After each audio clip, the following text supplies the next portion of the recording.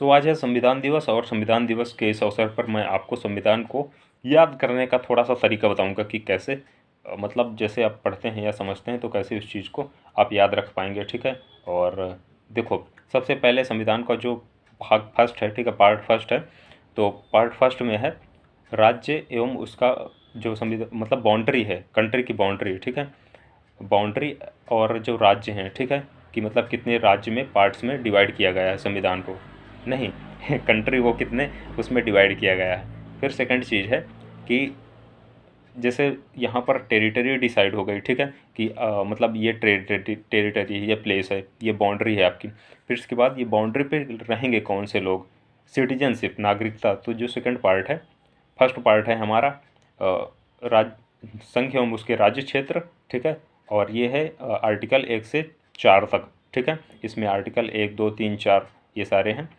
Part 2 citizenship, नागरिकता, तो मतलब रहेंगे कौन से लोग, किनको सिटीजनशिप मिलेगी, ठीक है, जैसे मुझे है सिटीजनशिप।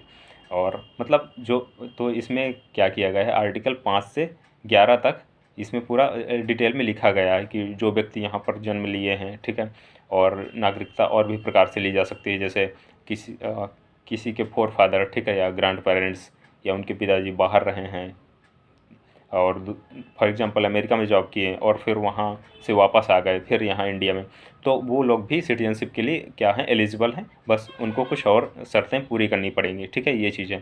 तो जो सिटीजनशिप है ये है भाग 2 में आर्टिकल 5 से 12 में, 5 से 11 में।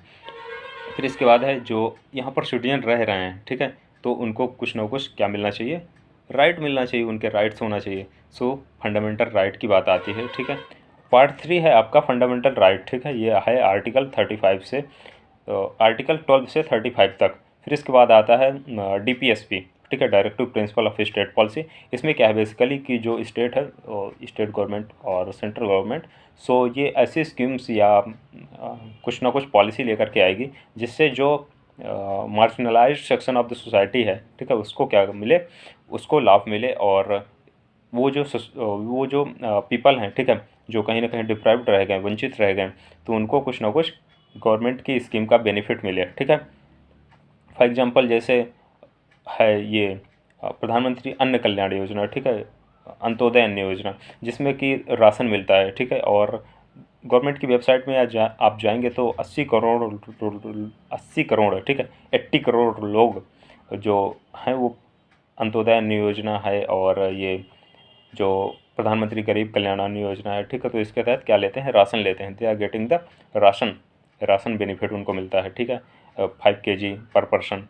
तो अगर आपके घर में 5 लोग हैं एक फैमिली में, तो ठीक है 25 किलो आपको राशन पर मंथ मिलेगा, ठीक है। तो इस प्रकार से गवर्नमेंट बेनिफिट देती है। तो DPSP directive principle of state policy हो गई। फिर इसके बाद आता है जो पार्ट 4 ही है, भाग 4।